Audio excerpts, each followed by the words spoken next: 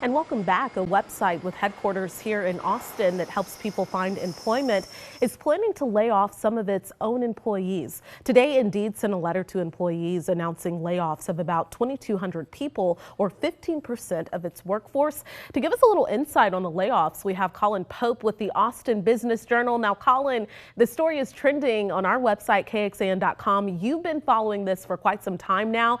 And all of this really comes as the U.S. job market is cooling off. So what led up to this? What led up to the announcement and the layoffs?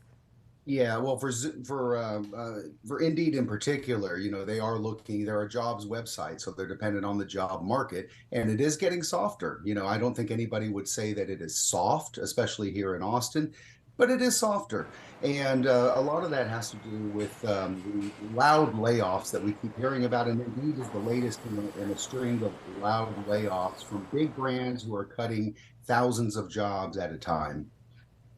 And we've talked about this really in depth with you. Indeed is among Austin's most successful tech company, now one of the most successful tech companies. This seems to be just really the latest tech industry layoffs that we're hearing about. Do we expect to see more of this down the line?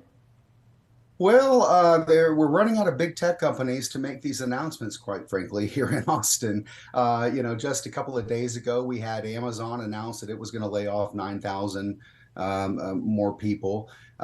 We had just before that Meta, which is the parent company of Facebook and Instagram, big employer in Austin. They were going to lay off another 10,000 people or so. And when you hear those big numbers, rest assured that it's not all going to happen here in Austin. These are global employers who are going to be cutting jobs elsewhere.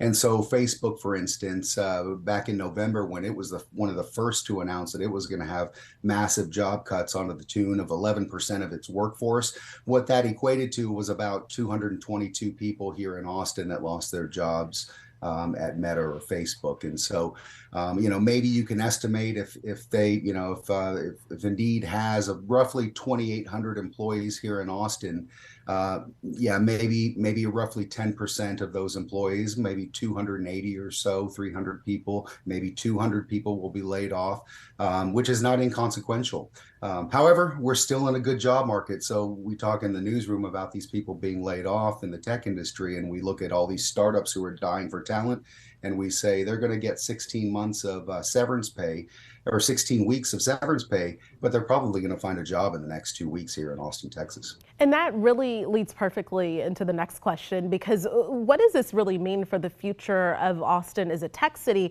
You seem to think that there are still jobs available for people who've been laid off.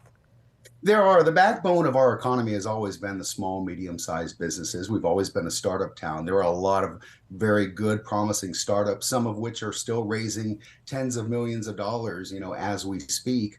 And so those companies are looking for talent. So if you've got a vice president of Indeed or Dell or Amazon, Facebook, Expedia, any of these companies, Google, that has announced mass layoffs, you've got to be looking at that as an opportunity and thinking, wow, I think I can get a vice president of Dell to come work for my small startup. Colin Pope, always good to see you with the Austin Business Journal. Thanks so much. Thanks for having me.